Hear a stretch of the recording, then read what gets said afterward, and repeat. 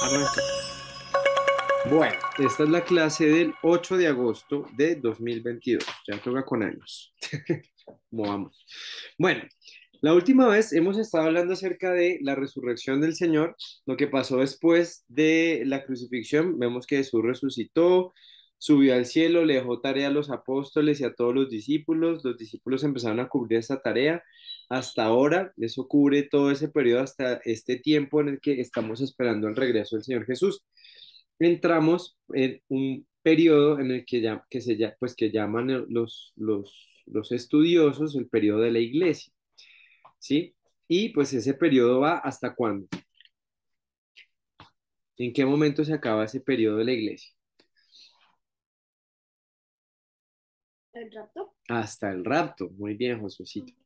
Hasta el momento del rapto, cuando ya pues la iglesia va a ser llevada de la tierra, pues va a empezar otra dispensación. Pero no quiero ahondar mucho en eso porque no soy tan ducho en ese tema. Pero bueno, entonces nos quedaba una escritura. Les pido el favor, bueno, estuvimos hablando acerca de cómo sería eso, de cómo sería ese momento del rapto de la iglesia. ¿Qué nos acordamos así rápidamente? ¿Qué cosas? Que debemos vivir en inminencia porque no sabemos cuándo volverá. Bueno, Josué dice que debemos vivir en la inminencia, teniendo presente la inminencia, porque no sabremos cuándo volverá. Listo, ¿quién da más?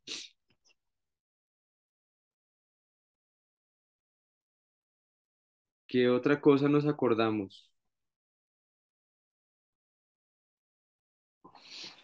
Nada, uy, señor, estoy Que grave, volverán las nubes, que vuelven las nubes, muy bien. que los que murieron creyendo en Cristo resucitarán en cuerpos gloriosos, primero Ujú. los creyentes, pues el resto. Después el resto nos vamos a reunir en el aire con él, sí, que va a haber un sonido muy grande como de trompeta que va a atravesar todo el mundo, No me acordaba de eso. sí. Bueno, todas esas cosas aparecen o suceden dentro de este evento que es el rapto de la iglesia. Entonces, les pido por favor que vayamos a 1 Corintios 15:51, por favor.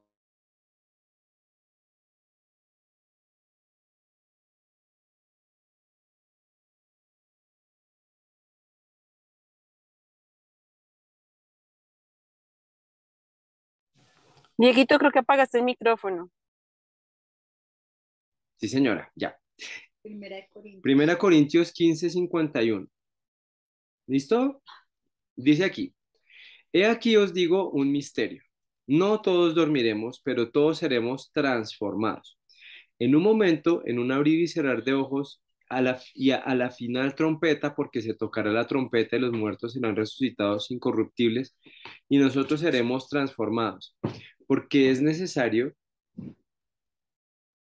que esto corruptible se vista de incorrupción y esto mortal se vista de inmortalidad.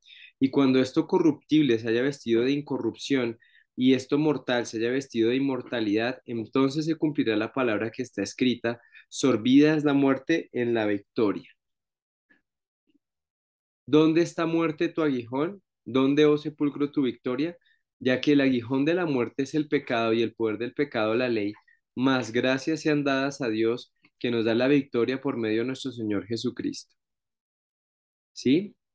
Bueno, ¿qué podemos leer de estos versículos? ¿Qué podemos entender de esos versículos acerca de cómo va a ser nuestra vida cuando seamos resucitados, según lo que dice Pablo? Seremos transformados, Señora, que seremos transformados. seremos transformados, ¿cierto? O sea, tendremos, ¿y cómo sabemos qué tipo de cuerpos tendremos? Que ahí dice que incorruptibles. Serán cuerpos incorruptibles, ¿cierto? Mira, aquí dice, el versículo dice, muertos serán resucitados incorruptibles, nosotros seremos transformados. Por eso es necesario que esto corruptible se vista de incorrupción, esto mortal se vuelva mortalidad. ¿Se acuerdan lo que pasó ¿Qué pasó cuando Adán y Eva pecaron? ¿Cuál fue la advertencia que Dios dio a Adán si comía del fruto que no debía comer? Que morirían. Que moriría, ¿cierto? Entonces, cuando Eva y Adán comen del fruto, ¿sí? Cuando ellos hacen eso, el resultado de eso es la muerte, que es la separación de Dios, la separación de la vida, ¿cierto?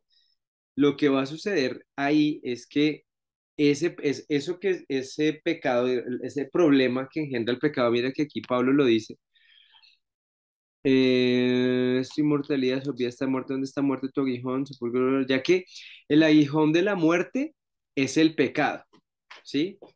O sea, el resultado de la muerte, y lo que impulsa la muerte, lo que le da el poder a la muerte, es justamente el pecado, lo que nos separa de Dios.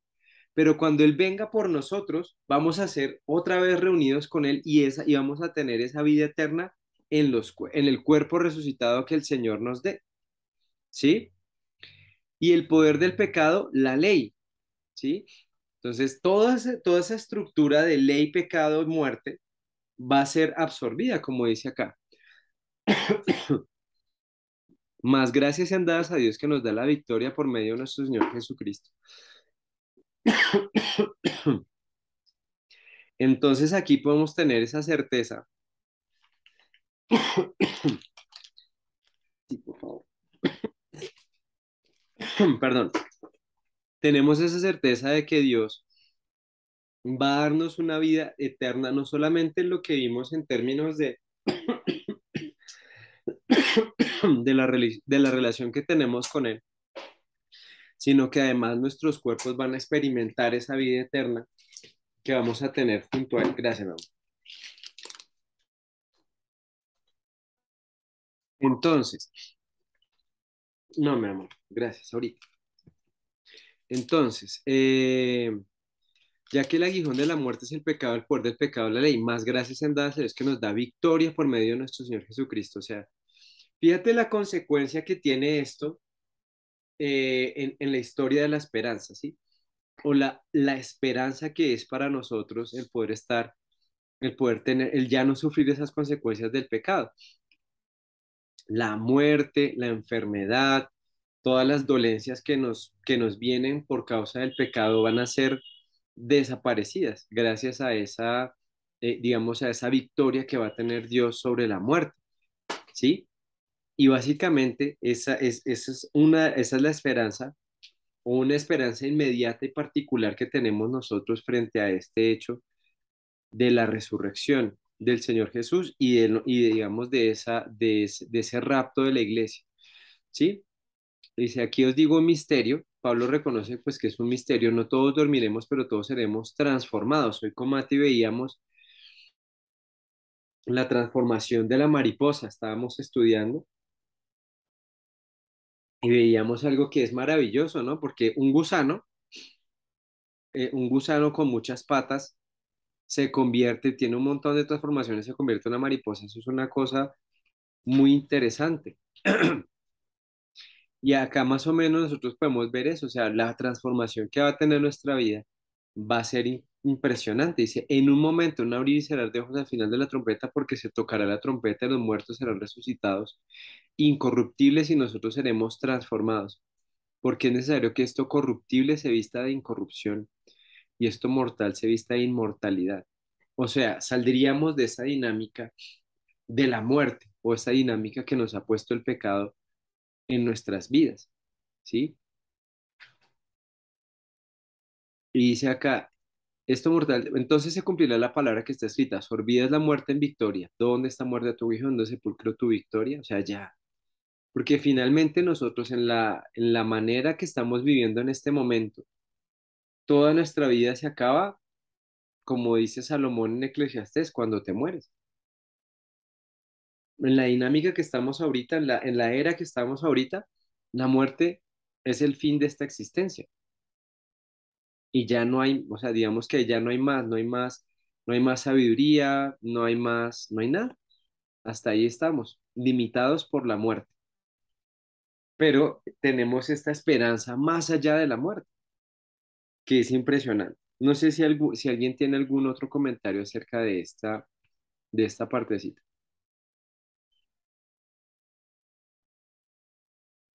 No, señor. Bueno, entonces acá, míralo, voy a terminar con lo que dice el versículo 57, dice, más gracias sean dadas a Dios que nos da victoria, que nos da la victoria por medio de nuestro Señor Jesucristo, ¿sí? Finalmente, mira que esa frase resume mucho lo que es la historia de la esperanza.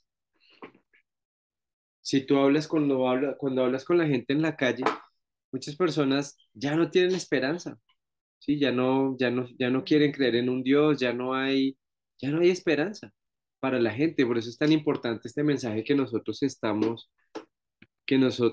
que predicamos cuando vamos a la calle y hablamos con las personas o cuando hablas con un familiar, un compañero de trabajo, ¿sí? Ahí en esa dinámica nosotros podemos llevar esta esperanza. Jesucristo es nuestra esperanza, ¿sí? De vida eterna.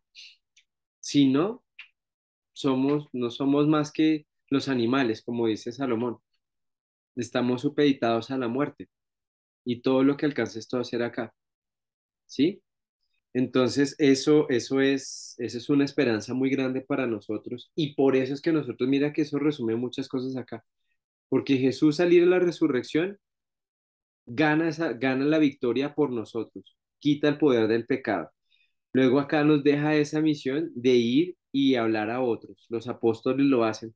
Esta mañana, sí, estaba leyendo o estaba escuchando una prédica donde decía, ¿a quién dio Jesús el mandamiento de ir y predicarle a las personas?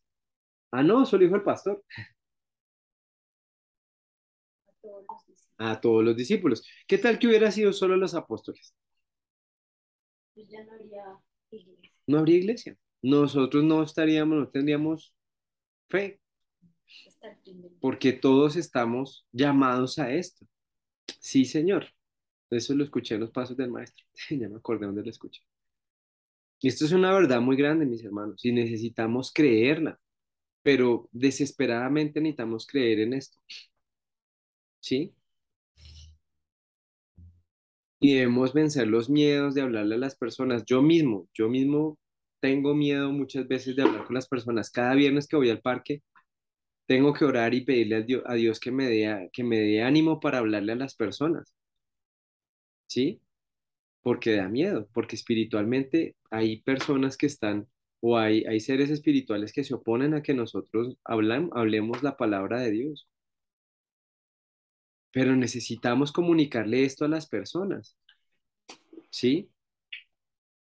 Porque estamos haciendo parte de ese plan de Dios. Buenas María Mercedes, tardes. buenas ¿Cómo tardes, estás? bienvenido. ¿Sí? Estamos haciendo parte de ese plan de Dios al comunicarle el evangelio a las personas. Y tenemos, o sea, somos el instrumento de eso somos nosotros hoy. Ya los misioneros vinieron, hablaron a las personas escucharon el mensaje y crecieron iglesias, que son las iglesias donde nosotros nos congregamos, pero ahora es nuestro turno, no solamente de ir a la iglesia, como decía el pastor, de ejercer el ministerio de calentar el asiento. Necesitamos llevar el evangelio a las personas. Necesitamos llevar el evangelio dentro de la iglesia, llevar el evangelio a nuestras vidas. Necesitamos vivir el evangelio, porque si no, entonces el evangelio va a quedar en esta generación. Si nosotros seguimos impávidos sin hablarle a nadie, sin predicarle a nadie, pues entonces ahí va a quedar el evangelio. Más ahora que va a empezar, quién sabe si empiece unos tiempos realmente difíciles para nosotros como iglesia. Y si nos da miedo siendo libres y sin ninguna persecución, ¿sí? Entonces, ahí hay una exhortación bien importante para nosotros. Ahora, vamos a hacer la franjita de acá abajo. Recuerden los episodios que hemos estado hablando. Hablamos de la resurrección del Señor, hablamos de la tarea que le dejó a los apóstoles y a los discípulos de evangelizar. Vemos cómo Pedro proclamó, y bueno, Pedro y los apóstoles proclaman el evangelio. Y finalmente, vemos acá la resurrección de, el rapto. Esos son los 4 episodios que estamos estudiando. ¿Listo? Entonces vamos a ver de qué maneras vemos reflejado a Jesús en los acontecimientos de estas páginas que les acabo de decir. ¿Sí? Entonces, ¿de qué manera vemos a Jesús como hombre humilde en estos 4 episodios?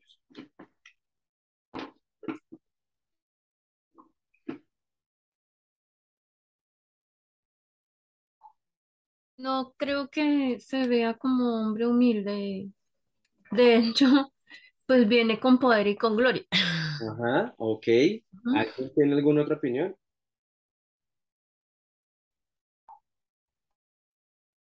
Además, Dieguito, que como estamos hablando desde la resurrección, pues ya como que pasó el momento en el que él se mostró como hombre, como tal, y ya estamos hablando de un Cristo glorificado.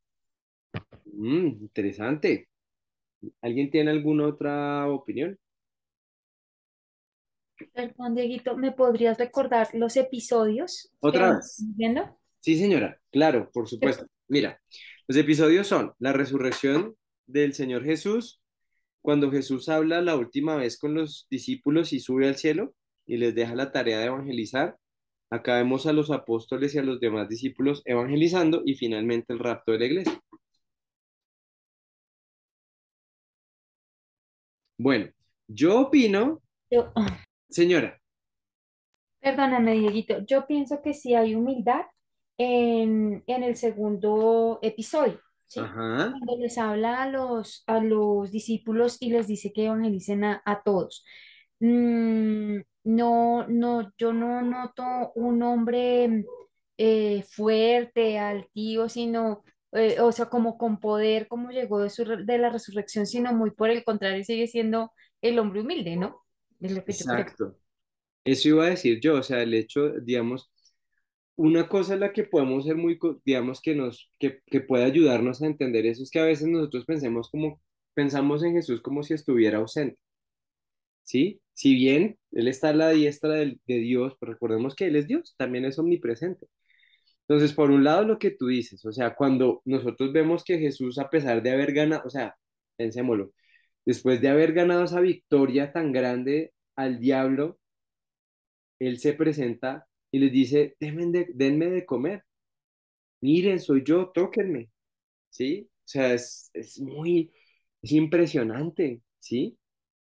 Cómo Jesús sigue siendo Jesús a pesar de haber tenido la mayor de las victorias en la historia de la existencia, ¿sí? Otra cosa que yo veo es que, digamos, en el 2 cuando se proclaman las buenas nuevas, pues indefectiblemente sale a relucir la vida del Señor. Y los apóstoles tienen que predicar acerca de cómo el Señor Jesús fue fue a la cruz de manera humilde. O sea, en el Evangelio mismo está implícita esa humildad de Jesús. Entonces, también yo veo, en esas dos partes de la escritura, yo vería esa humildad del Señor para, pues, para acercarse a las personas y para hablar con pues, para comunicar, como que ese hecho de que Jesús sea el Señor y que sea digamos, que sea el Mesías y sea el Salvador, no hizo que él se comportara de manera altiva, por el contrario, siguió siendo humilde. No sé si alguien tiene algún otro comentario. No, listo, seguimos. Hombre sin pecado.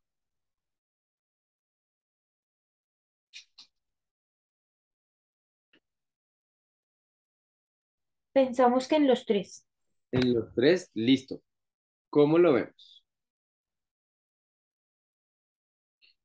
En la resurrección, eh, pues si no fuera con pecado no habría resucitado, no sería ¿Mm? el elegido de Dios y no se habría cumplido toda la escritura que llevamos viendo desde Génesis, ¿sí? Ajá. En, en la segunda es cuando les dice a los apóstoles que por favor hablen a la gente y proclamen su evangelio.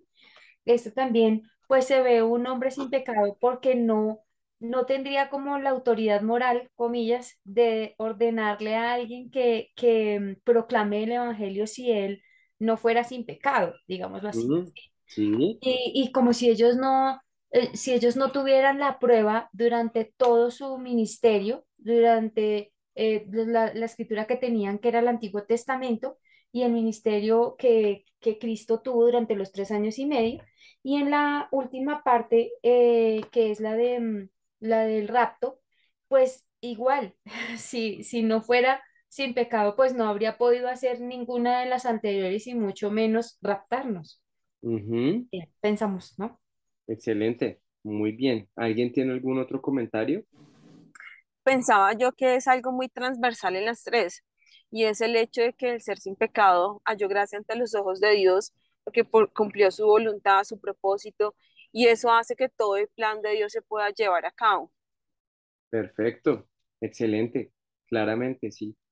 Aún pensaba que, digamos que en la predicación de los discípulos también se ve eso, porque el argumento, uno de los argumentos claros ahí para predicar el evangelio es que Jesús es sin pecado. Cuando estás en la calle, cuando hablas a alguien, cuando le hablas a una persona, o sea, digamos, si yo quisiera dar la vida por mis hijos, a favor de ellos, por su salvación, no podría, porque yo soy tan pecador como ellos. ¿Sí? Entonces, Jesús es el Salvador por justamente esa condición de no tener pecado. Por eso es el Cordero sin mancha, por eso es el Cordero sin mancha, por eso es el Cordero de Dios, porque no tiene pecado. Entonces, fíjate que me parece muy chévere el término que usa Milena, de que es transversal, porque si Jesús, porque una vez me acuerdo hablando con un señor, creo que él es teólogo, o él estudió algo, creo que él iba a ser seminarista o teólogo, él conocía la escritura, pero era católico. Entonces él dijo un día que Jesús había pecado porque había desobedecido a sus padres cuando fue cuando estaba en Jerusalén, cuando tenía 12 años y dejó a sus papás y se quedó en el templo hablando con los maestros y no estuvo con sus papás. Entonces yo le decía, bueno, ojo con eso que usted está diciendo, porque realmente eso no es, o sea, si Jesús violó el mandamiento número 5, entonces Jesús no puede ser el Mesías, porque para ser el Mesías el requisito es no tienes pecado, ¿sí? Entonces, a veces queremos, o por ejemplo, cuando dicen que Jesús pecó porque que sacó a las personas con ira, no era ira, era indignación. Entonces, esa condición de limpieza del Señor de pecado es lo que permite que Él pueda ser el Mesías, básicamente, o es una de las condiciones más importantes para que Él sea el Mesías. Muchas gracias. ¿Alguien tiene algún otro comentario? Nubiecita, hermana Mercedes. Buenas tardes primero. Hola, Hola, Nubiecita. Dieguito, buenas tardes, ¿cómo están? Pues mira, Bien. es que la verdad en las últimas clases casi no he estado, perdón.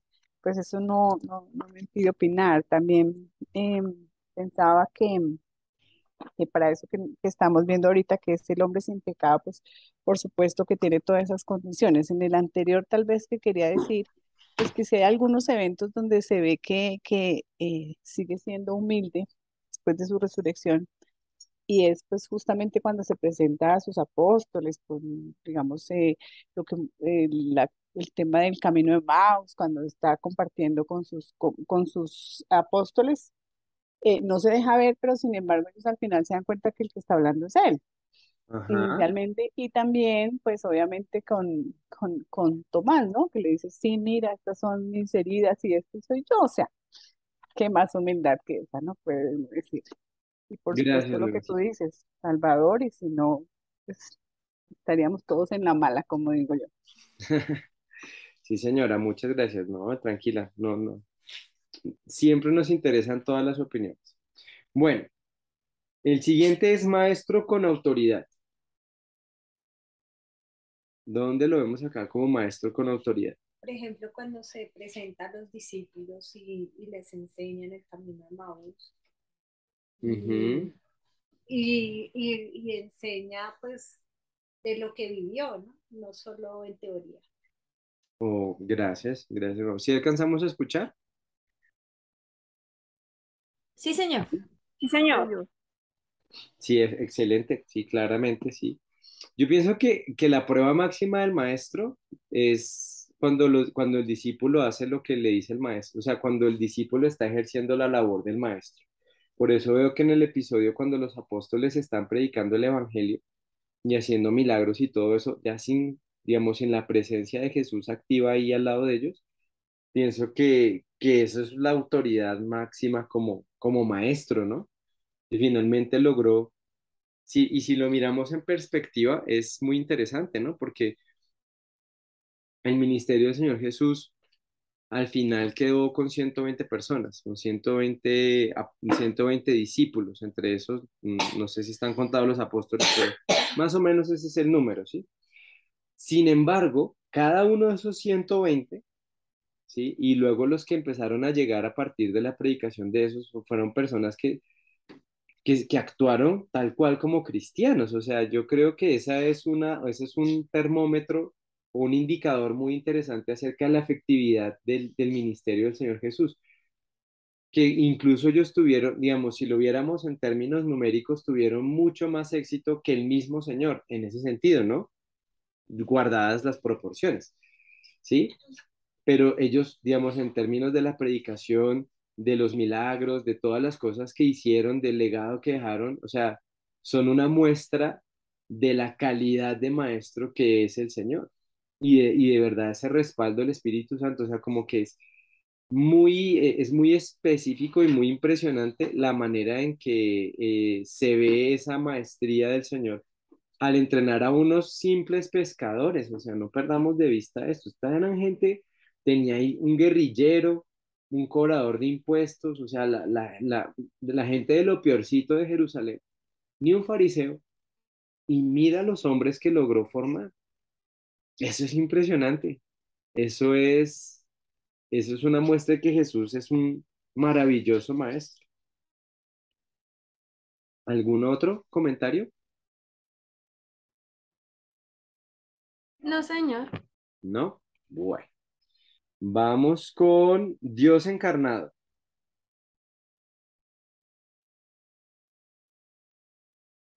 En todas porque está Dios en un cuerpo.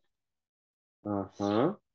Mi esposa dice que vemos a Dios encarnado, ay, en todos los episodios.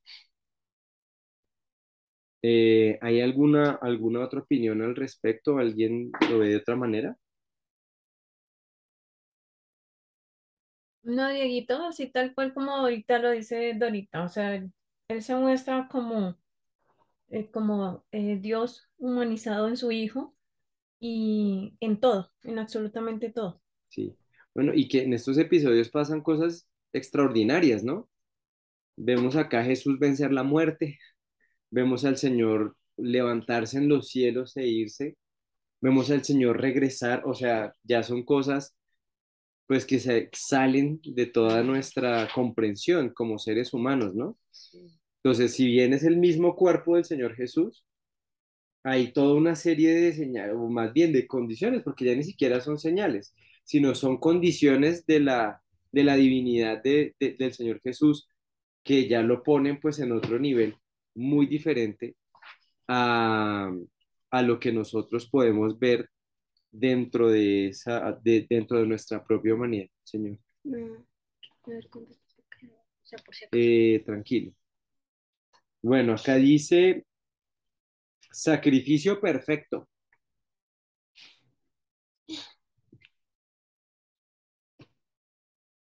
Se mostró en el hecho que resucitó, él Ujú. fue el sacrificio perfecto. Y tan así que se levantó de los muertos. Ajá, muy bien. Que si no hubiera sido perfecta, entonces no habría tenido derecho a Exactamente. Perfecto. ¿Sí? También lo veo otra vez en el tema de la predicación del Evangelio. Eso es algo que nosotros no podemos perder de vista cuando le hablemos a las personas. O sea, esa perfección del Señor Jesús. ¿Sí? Ese sacrificio, o sea, ese sacrificio es todo para la vida cristiana. ¿Sí? Esa condición del Señor Jesús de poner de permitir que nosotros pudiéramos verle, de permitir que nosotros pudiéramos, de que nosotros pudiéramos tener una relación con Él, se da así, solo sí, por medio de ese sacrificio perfecto. Sí, ese es el evangelio que nosotros predicamos, de ese sacrificio perfecto.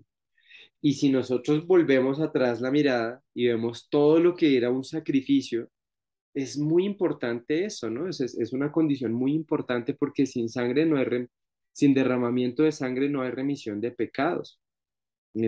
Así lo estipuló Dios. Entonces, de ahí que sea tan importante ese tema del sacrificio perfecto, porque sí tiene que haber un sacrificio. La gente dice, ay, pero ¿por qué Dios es así? ¿Por qué Dios tiene que, por qué tiene que ser eso tan feo con un sacrificio y todas esas cosas y castigos y todo eso? ¿Por qué todo así tan negativo? ¿Sí? Pero realmente es la justicia, ¿sí?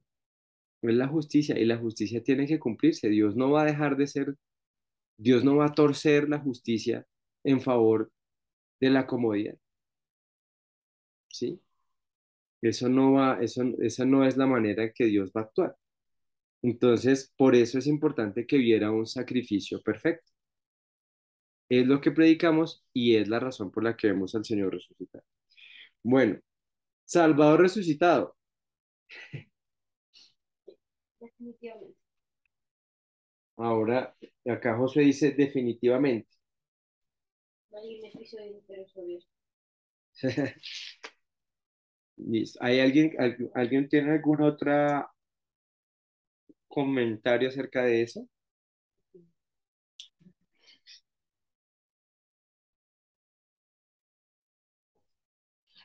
No, señor. Sí. A modo de resumen, sí, miremos todas estas, digamos que es chévere analizar, o sería chévere analizar todas las implicaciones que tiene la resurrección, ¿sí? Porque muchas veces nos centramos más en la muerte y en la crucifixión, pero no en las implicaciones que tiene la resurrección. La resurrección tiene muchas implicaciones también dentro del Evangelio. Recuerden que estamos viendo el Evangelio, ¿sí? Y el hecho de que Jesús sea resucitado lo pone como las primicias de todas las cosas, de todos los que van a estar en el reino de Dios. Le da la autoridad para poder estar en el cielo intercediendo por nosotros, que eso también lo vimos en episodios pasados. Nos da la oportunidad de predicar acerca de eso, o sea, como que de decir hoy que Él está vivo. Creo que ayer cantábamos, Él vive hoy, Él vive hoy, ¿sí? Glorioso el día de que la muerte Él resucitó, que de la muerte Él resucitó.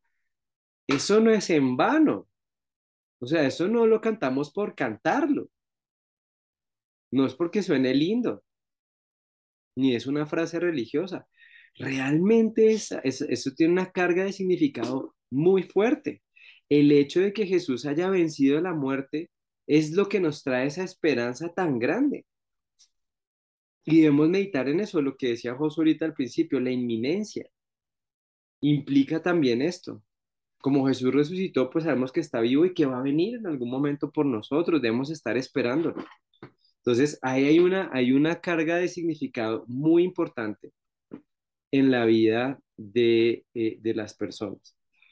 Nos quedan 13 minuticos, entonces vamos a hacer lo siguiente. Voy a parar esta sesión y nos volvemos a encontrar aquí mismo en este mismo link. ¿Listo?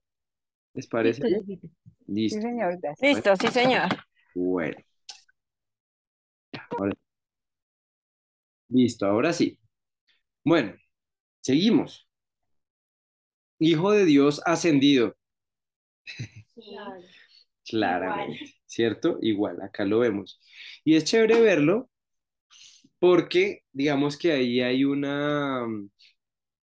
a veces uno se queda como Jesús en el cielo y ya, pero el hecho de que el Señor haya ascendido también implica que va a volver, ¿sí? Y que nosotros tenemos una tarea entre esos dos episodios, ¿no? Fíjate que si uno lo mira eh, como de una manera gráfica, Mi hermanita Mercedes, ay, gracias. Entonces vemos acá, Jesús logra la salvación de todos, ¿no? Que ese era su propósito siendo el Mesías. Y acá tenemos estos dos episodios en donde él se va y él regresa. Y en ese intermedio de esos dos episodios entramos nosotros, donde estamos predicando el Evangelio a las personas y donde estamos llamando a las personas a que se vuelvan a Él para que muchas personas puedan estar ahí. Esa es nuestra participación en la historia de la esperanza, mis hermanos, ¿sí? Esa es la participación que nosotros tenemos. Tenemos este periodo de tiempo en que el Señor se va y el Señor regresa para poder llamar a más personas, ¿sí? Para poder llamar a las personas al arrepentimiento, para llamar a las personas a tener una verdadera relación con Dios, ¿sí? Esa es la tarea que nosotros tenemos. Ya Jesús ganó ese premio por nosotros, ahora nosotros tenemos que ir a otros y llevarles esas buenas noticias, ¿sí? Y eso digamos que ahí hay una situación muy interesante en esa parte. No sé si alguien tenga algún otro comentario acerca del Hijo de Dios ascendido. ¿No? Listo. Hacedor de milagros. Interesante. Pues yo pienso que todo eso que tú decías que es tan sobrenatural, todo eso es milagroso. Su resurrección, sí, subir al cielo, el cuerpo glorificado, todo es milagroso. Ajá. Sí, o sea, fíjate que estos son hechos ya extraordinarios, o sea, son cosas que se salen pues de la realidad, ¿no? Y en ese sentido, y aún no solamente es lo que pasa con el Señor Jesús, sino los mismos apóstoles, ¿sí? De la sombra de Pedro sanando personas, imagínate, sanando con sombra, ¿sí? Resucitando personas. Bueno, digamos que la cuestión, si bien no la hace en el caso de los apóstoles, no la hace el Señor Jesús, este es un periodo en el que vemos mucho del actuar sobrenatural de Dios en la vida de las personas o en la vida de la iglesia. Ahora, Oso, ¿me ayudas, por favor? Yo tengo una pregunta y ya que estamos hablando de los dones espirituales y eso, ¿tiene que ser igual en este periodo? ¿Sí? ¿No? ¿Y por qué? Como si tiene que ser igual, Dieguito. Es decir, en esa época vimos a Jesús resucitar, subir al cielo, luego pasan todos estos milagros en manos de los apóstoles, vemos personas resucitando, Pedro sanando personas de todas las formas, sí, Pablo también haciendo todos estos milagros, luego, bueno, estamos esperando que Jesús regrese. A este tiempo, ¿tiene que ser igual? ¿Tenemos que ver un montón de milagros? No, ¿Por qué no? pues, o sea, digamos, en cuanto al, yo creo que todos de alguna manera en nuestras vidas hemos visto cosas maravillosas que hace el Señor por nosotros. De hecho, por su gracia darnos su salvación ya es una. Pero lo que decía tal vez el pastor, retomando como lo que él explicaba, es que en los dones, pues no todos los dones están vigentes hoy, porque para Ujú. eso hoy ya se completaron las escrituras que son las que hoy nos guían a nosotros. Ya no tienen, pues no es que no haya la necesidad de esas experiencias, serían maravillosas, pero ya no se necesitan porque el Señor ya dejó la palabra de Dios, que es la que nos debe guiar y la que nos enseña hoy. Excelente noviecita, ¿sí? Bueno, solo la aclaración de un término y es digamos, las cosas que Dios hace en nuestra vida. Claramente que ver la mano de Dios actuando en nuestra vida es algo maravilloso, ¿sí? Pero no es milagroso. Algo milagroso es algo que necesariamente se sale de las leyes de la realidad o de las leyes naturales, ¿sí? Cuando Dios de alguna Ok, manera gracias. Sí. eh, mm, flexibiliza ciertas cosas, por ejemplo, vencer la fuerza de la gravedad y salir para el cielo. Sí, eso es algo milagroso, porque se Extraordinario. sale como de esos parámetros de la realidad. En el caso solo llamaríamos la providencia de Dios, ¿sí? O sea, Dios providencialmente ha dispuesto cosas maravillosas para nosotros, que si uno mira en perspectiva también es wow, o sea, también es algo que es maravilloso. Perdón. Señora, Di. Dieguito, pensaba ahora que dices esto, no se necesitan todos estos actos milagrosos o todas estas maravillas que se vivió en la época tanto de Cristo como posteriormente, porque eso se necesitaba uno para, eh, para efectos del testimonio que los apóstoles estaban dando, ¿sí? Ujú. En ese momento se estaba formando la iglesia. Y como bien lo decía Noviecita, no teníamos la escritura completa. Ya no necesitamos milagros porque ya tenemos la palabra de Dios que está completa. Y ya lo que viene para nosotros no es un acto milagroso, no necesitamos ver prodigios, necesitamos creer. Por eso en estos momentos la fe es tan valiosa, ¿sí? Perfecto. Ujú. Excelente. Gracias, gracias, Emile. Sí, claramente. O sea, digamos que ¿por qué insisto en eso? Porque pienso que estamos en un mundo que exige esas cosas, ¿no? Como que exige esos milagros, esas pruebas. Hay mucha confusión. El otro día hablaba con un señor también y me decía, no, pero es que eso, cada vez que me pone a hablar de religión, eso son preguntas y preguntas y preguntas sin respuesta. Le dije, no, respuestas sí hay. El problema es que las busca donde no las va a encontrar. La respuesta está en la Biblia. Me decía, es que la Biblia, el que lee la Biblia se vuelve loco. Entonces yo le decía, no, yo ya voy por la cuarta vez y creo que hasta ahora he estado en pleno uso de razón. Entonces, eh, sí pienso que en ese sentido estoy de acuerdo y es bueno que tengamos eso presente, porque ya digamos que la Biblia está más que respaldada. De hecho, la Biblia, yo a veces cuando yo amo la Biblia y siento que cada vez que pienso en ella veo algo milagroso en el hecho mismo de la Biblia. O sea, que hoy tengamos una Biblia para mí es un hecho milagroso, ¿sí? Porque tanta gente ha derramado sangre, tantas cosas pasaron, tantas personas, tantos enemigos ha tenido la Biblia, tantas ideologías, situaciones, gobiernos, y la Biblia sigue ahí, vigente, a pesar del rechazo del hombre, porque eso es lo que yo le decía también a este señor, le decía, "Es que el problema es que, ¿usted sabe por qué la gente no lee la Biblia? Porque la Biblia habla de su corazón, de su pecado, y ¿qué es lo que menos quiere oír la gente? Pues lo malo que hace. Y como no queremos oír lo malo que hacemos, entonces lo desechamos. Pero Dios siempre se levanta personas que quieren llevar su palabra y quieren pues darle a conocer. Entonces, mis hermanos, pues vamos a parar ahí por hoy. Les agradezco muchísimo el tiempo, de verdad que siempre para mí es un gozo escucharles participar a todos, así no vengan algunas clases, no pasa nada. Siempre es un gozo, siempre es una edificación para mí, para mi familia y pues espero que lo sea para ustedes. Entonces, ya vamos a acabar, ya estamos, ya nos falta ese pedacito y nos faltan los últimos 4 episodios y el camino de la vida, ¿sí? Entonces, el puente de la vida se llama esto, el puente de la vida. Entonces, ahí sí vamos a tener muchas cosas interesantes. Entonces, bueno, hasta ahora todo ha sido interesante. Entonces, les invito a que oremos, mis hermanos. No sé si alguien tenga un comentario final antes de irnos. No, listo. Entonces, vamos a orar. Bendito Dios, te doy muchas gracias, Padre, por cada una de mis hermanas, mis hermanos que están aquí, Señor, eh, meditando en tu palabra, Señor. Te damos gracias, Padre, porque en ella, Señor, en tu palabra encontramos tanta bendición, Señor, para nuestras vidas y tanto gozo.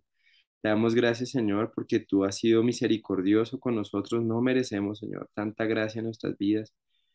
Enséñanos, Dios, enséñanos a no menospreciar tu palabra y a no menospreciar lo que tú has hecho en nosotros, Padre. Lo que tú has hecho, Padre, tu mano actuando en nosotros. Ayúdanos a no menospreciar ello, Señor.